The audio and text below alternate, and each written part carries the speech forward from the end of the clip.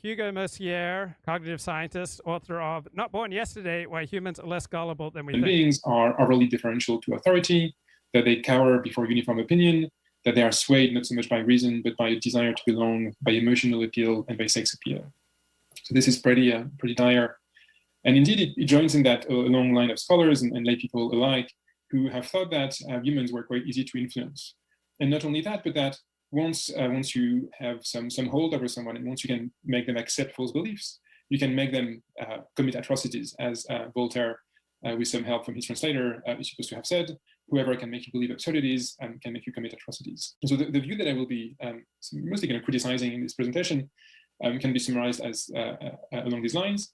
People are quite easy to persuade. They are gullible. So this blew my mind, but I was already predisposed to this point of view because there are certain perspectives on life that I think are more useful, even if their evident truth is not clear. So I learned in economics to discard the perspective that people are irrational, because that doesn't lead to interesting insights.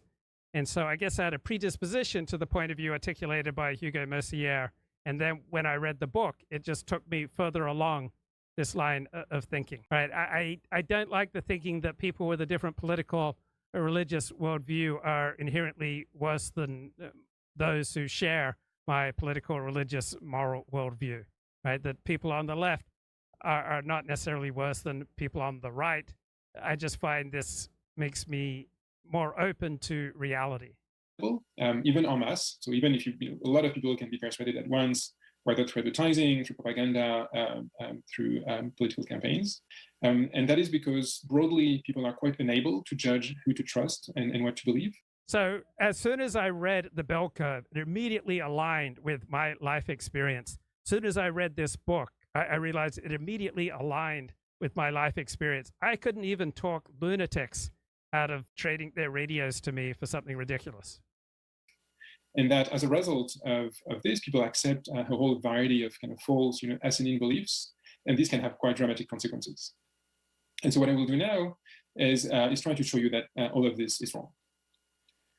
And I will start by the first point, looking at how easy it is to influence people en masse when you try to engage in mass persuasion, to influence a lot of people at once. I will look at three examples: propaganda in an authoritarian regime, political campaigns in the US, and advertising.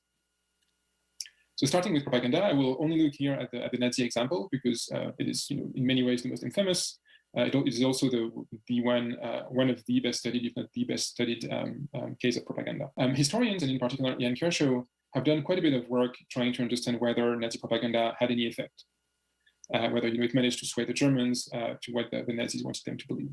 So to do his research, Kershaw looked at diaries, public opinion reports, and various archival material to try to understand whether the German population at large was indeed influenced by this flood of Nazi propaganda. And his conclusion was that Nazi propaganda largely failed, except when it could, and I quote, build on existing consensus, confirm existing values, and bolster existing prejudices. So essentially, either the propaganda was resting on things that the Germans already agreed on, in which case it could, at the limit, at least have some success. But whenever it really tried to change their minds, it mostly encountered failure.